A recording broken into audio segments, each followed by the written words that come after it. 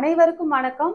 நான் உங்கள் மருத்துவர் பரமேஸ்வரி ஆனந்தராஜு, நிறுவனர் பீனிக்ஸ் பெண்கள் மற்றும் குழந்தைகள் நல அறக்கட்டளை. இன்றைக்கு சமுதாயத்துல பெரியவங்க சின்னவங்கன்னு எந்த வேறுபாடும் இல்லாம நம்ம சொசைட்டியை சீரழித்து கொண்டிருக்கக்கூடிய விஷயம்னு பார்த்தீங்கன்னா இந்த ட்ரக் அடிக்ஷன்.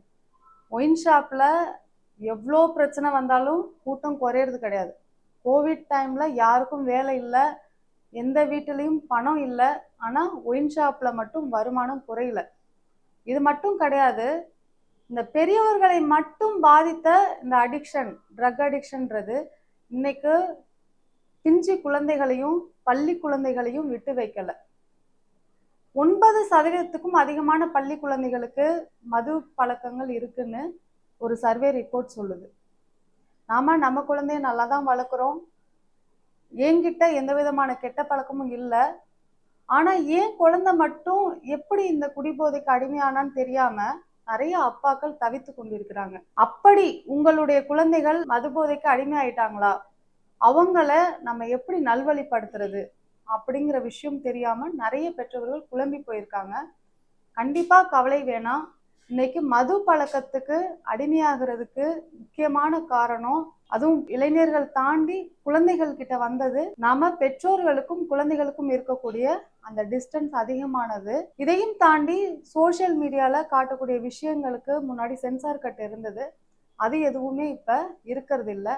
இதையும் தாண்டி கியூரியாசிட்டி, ஒரு குழந்தை அதுவும் குறிப்பா ஒரு குழந்தையோட பிரெயின், பெண் குழந்தையா இருந்தா 22 வயசுல தான் வளர்ச்சி அடையுது, ஆண் குழந்தையா இருந்தா பிரெயினோட வளர்ச்சிங்கிறது 25 வயது வரைக்கும் இருக்கு. இந்த போதை பழக்கத்துக்கு அடிமையாகக்கூடிய ஆண் குழந்தைகள் குறிப்பா 18 வயசுக்கு உள்ளேயே அவங்க அந்த பழக்கத்தை ஸ்டார்ட் பண்ணிடுறாங்க. இதுக்கெல்லாம் என்ன காரணம் அப்படின்னு யோசித்து பார்த்தோம்னா, இந்த மது பழக்கத்துக்கு எப்படி அடிமையாகிறாங்கன்னு பார்த்தா, ஒண்ணு அப்பா, அவங்க வீட்டுல சொந்த உறவினர்கள், மாமா, சித்தப்பா, இது போன்று உறவுகளை சார்ந்து இந்த பழக்கம் வரலாம்.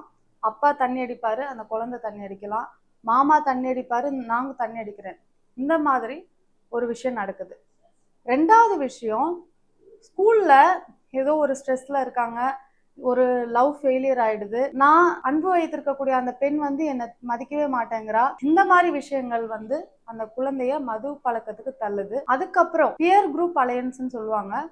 என்னன்னா, என் ஃப்ரெண்டு தண்ணி அடிக்கிறான், நான் அடிச்சா என்ன அப்படிங்கிற ஒரு மனநிலையில அவங்களுடைய தோழர்கள் நட்பு வட்டாரத்துல இருக்கக்கூடிய அந்த பழக்கத்தை பார்த்து அப்படியே பின்பற்றக்கூடிய குழந்தைகள் இருக்காங்க. இதை தாண்டி மது அடிச்சா என்ன ஆயிட போகுது, நம்ம போதை பழக்கம் அப்படின்னு சொல்றாங்க, இதை நம்மளும் தான் அனுபவிச்சு பார்ப்போமே, எல்லாமே சந்தோஷமா இருக்கு நல்லா இருக்குன்னு சொல்றாங்களே அப்படிங்கிற ஒரு ஆர்வத்திலையும் அந்த ஒரு போதை பழக்கத்துக்கு அடிமையாயிடுறாங்க. இதையும் தாண்டி பெற்றோர்களுக்கு இடையில அடிக்கடி பிரச்சனை வந்துகிட்டே இருக்கும். குழந்தைகளை அவங்களால நேரம் கொடுத்து கவனிக்க முடியாது. அந்த மாதிரி பேரண்ட்ஸ் கிட்ட இருக்கக்கூடிய குழந்தைகளும் ஈஸியா அந்த ட்ரக் அடிக்ஷனுக்கு உள்ளாயிடுறாங்க.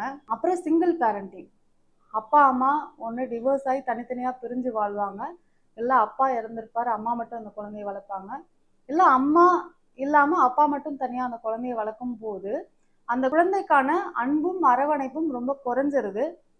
இது போன்ற குழந்தைகள் ட்ரக் அடிக்ஷனை ஒரு ஆறுதலா எண்ணி அந்த ட்ரக் அடிக்ஷனுக்குள்ள போயிடுறாங்க, அவங்க வாழ்க்கையும் தொலைச்சிடுறாங்க. இந்த மது பழக்கம் அப்படிங்கிறது ஒரு மனிதனை எந்த அளவுக்கு பாதிக்குதுன்னா, முதல்ல அவனை நோயாளியாக்குது, பிறகு நோயாளியாக்குது, சொசைட்டிலிருந்து அவன் தனிமைப்படுத்தப்படுறான், கடனாளி ஆகிறான், இறுதியில அவனை பத்தின இமேஜ் ஃபுல்லா உடைந்து அவன் ஒரு தவறான மனிதனாக சித்தரிக்கப்படுறான்.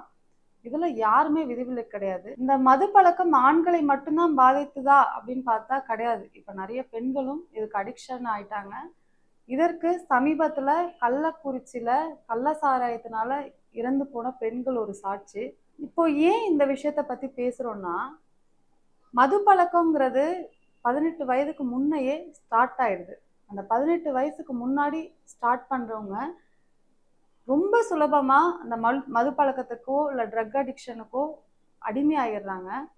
அதுல இருந்து அவங்களால மீண்டு வர முடியுமான்னு கேட்டா அது கேள்விக்குறிதான். ஏன் பொண்ணோ இல்லை பையனோ இது போன்ற ட்ரக் அடிக்ஷன்ல இருக்காங்க, மதுவுக்கு அடிமையாயிட்டாங்க அப்படிங்கிற விஷயங்களை பேரண்ட்ஸ் எப்படிதான் கண்டுபிடிக்கிறது? அதுக்கான சில வழிமுறைகள் தான். முதல்ல நம்ம குழந்தை என்ன பண்ணுவாங்கன்னா, நம்ம கிட்ட பாக்கெட் மணி கேட்பாங்க. நம்மளும் தாராளமா அள்ளி குடுப்போம். அது பிரச்சனை இல்ல.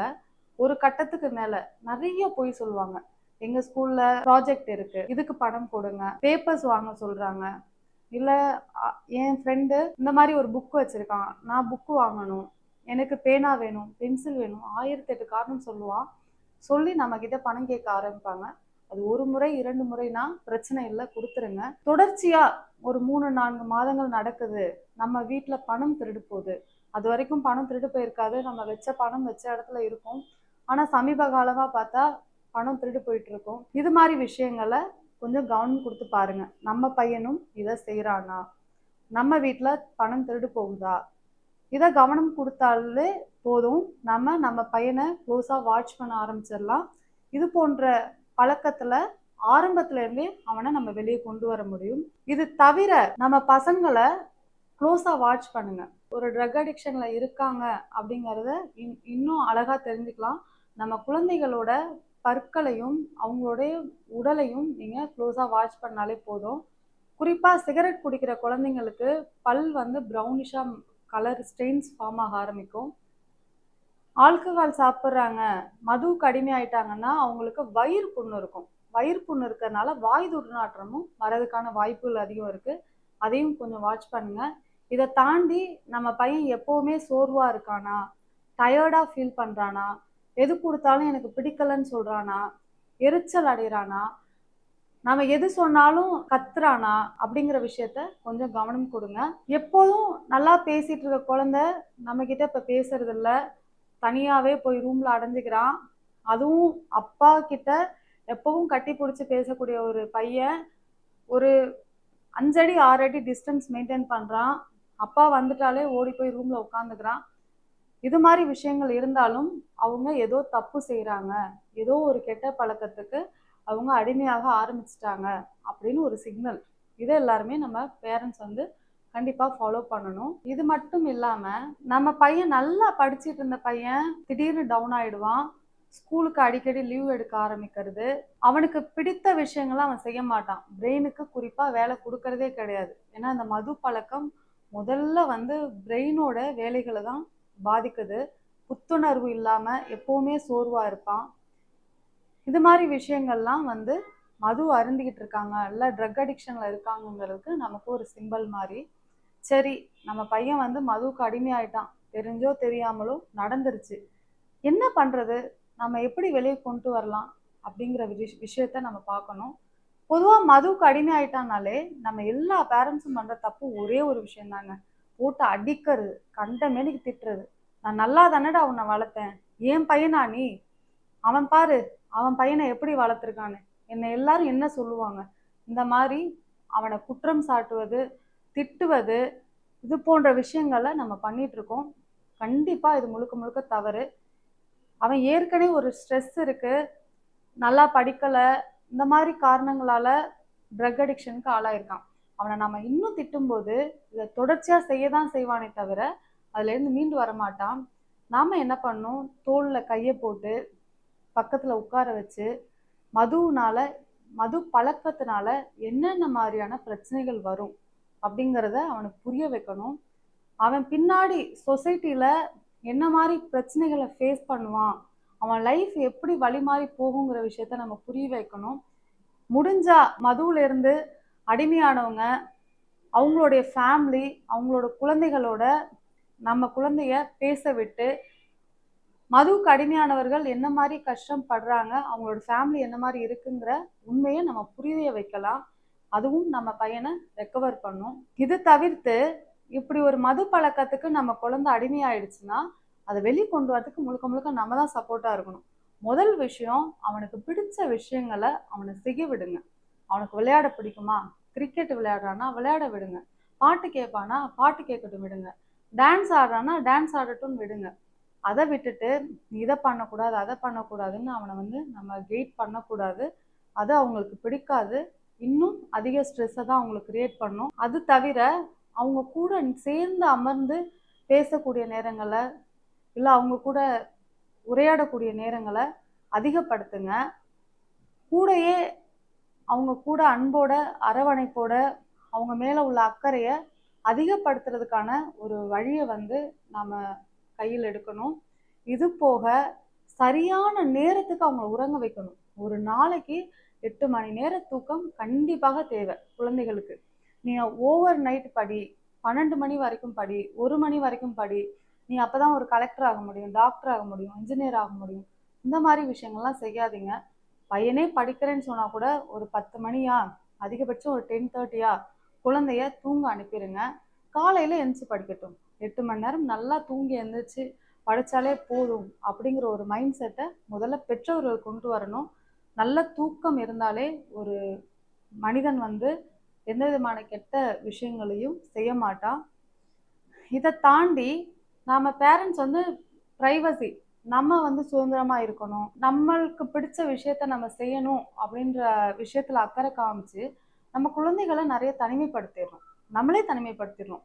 பொதுவா ஒரு ஃப்ரெண்ட்ஸை பார்க்க போறது, அப்பா வந்து ஃப்ரெண்ட்ஸோட அரட்டை அடிக்கிறாருன்னா அம்மா வந்து சீரியல்ல முழுகிடுறாங்க. அந்த பையன் என்ன பண்ணுவான்? தனியாவே உட்கார்ந்துருப்பான். செவத்தை பார்த்துட்டு எவ்வளோ நேரம் உட்கார முடியும்? அப்போ அந்த பையன் சோஷியல் மீடியாக்குள்ள போறான், நிறைய தவறான சகவாசத்துக்கு ஈஸியா ஆளாயிடுறான். அப்போ நம்மளுடைய விருப்பு வெறுப்புகளை தாண்டி நம்ம குழந்தைய கவனிக்க ஆரம்பிக்கணும். இதையும் தாண்டி நம்ம ஒரு கெட் டுகெதர் வைக்கிறோம், ஃப்ரெண்ட்ஸோட பேசுறோம், பழகுறோம் அப்படின்னா நம்ம குழந்தைங்களுக்கு ஒரு ஃப்ரெண்ட்ஷிப்பை, ஒரு பாண்டிங்கை நம்ம கிரியேட் பண்ணணும். நம்ம ஃப்ரெண்ட்ஸை மீட் பண்ற டயத்துல ஒரு ஃபேமிலி கெட் டுகெதரா வைக்கலாம்.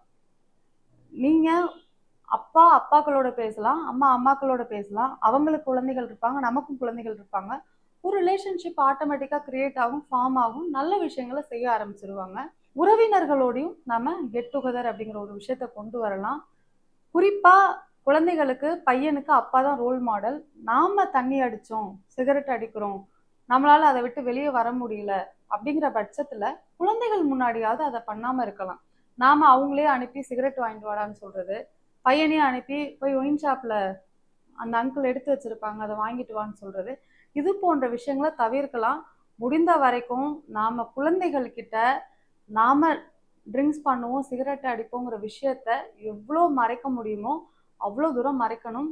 குறிப்பா தாய்மார்கள், அப்பாவை அப்பா உங்க அப்பா பாருடா எப்படிலாம் கொடுமை பண்றாரு அப்படின்னு சொல்லி நம்மளை நல்லவங்களா காட்டிக்கிறது, இல்லை நம்ம பையன் நம்ம மேலதான் பாசமா இருக்கணுங்கிறதுக்காக நிறைய தாய்மார்கள் பண்ணக்கூடிய தப்பு இதுதான். அதை நீங்க பண்ணக்கூடாது. ஏன்னா மறைமுகமா அது நம்ம குழந்தையோட ஃபியூச்சரையும் பாதிக்கும். ஏன்னா அவன் நாளைக்கு ட்ரிங்க்ஸ்க்கு அடிமையா இருக்கான், சிகரெட் பிடிக்கிறான்னு கேட்கும்போது அவனுக்கு அந்த கில்ட்டி ஃபீலே இல்லாமல் போயிடும். நான் என்ன தப்பு பண்ணிட்டேன், அப்பா பண்ணாதே அதை நான் பண்ணிட்டேன் அப்படின்னு அந்த குழந்தை நம்மளே எதிர்த்து கேள்வி கேட்பான். அதற்கும் நம்ம இடம் கொடுக்க கூடாது. இப்படி குழந்தைகளை வழி நடத்துவதில் பெற்றோர்களாகிய நமக்கு மிக பெரும் பங்கு இருக்குது.